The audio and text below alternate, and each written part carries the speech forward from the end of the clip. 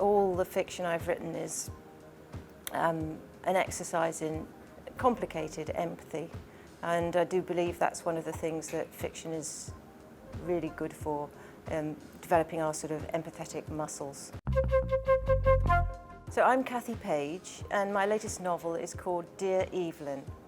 In a nutshell, my mum was cleaning out the attic and she decided to pass on my father's love letters to her, written at the beginning of the Second World War.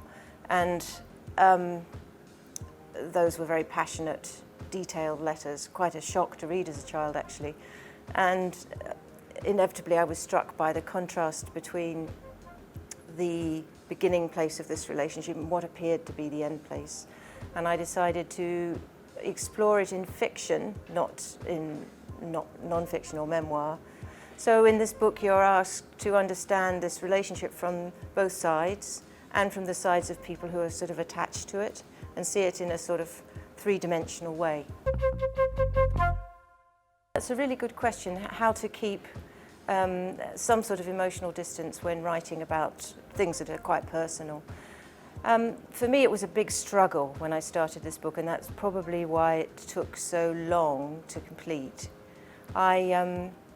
I was using as inspiration these letters of my father's, and I found that the real breakthrough in terms of liberating the story from its origins happened when I started to chop up the letters and use bits of them and then recombine them and then write new ones in my own way, but in the same style. Because I think it's really important when you're writing anything, whether it's coming from personal sources or from less personal sources, is to really have a feeling that there's a story that wants telling, to have a sort of a drive and an urgency about it.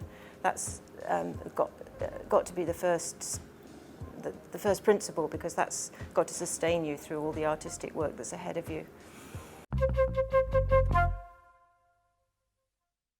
There's two sides to success as a writer. One is doing the thing that you set out to do, and the other, of course, is connecting with readers. And the novel or the story or whatever it is there between you.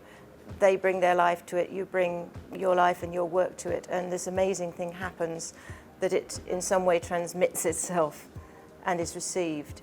And sometimes readers see a thing that you didn't intend or you didn't see yourself, and sometimes readers seem to get the thing whole. For me, it's, as I said earlier, it's finding these stories that I really think are important to tell. And also, I just really enjoy putting words on the page. There's a lot of pleasure in it.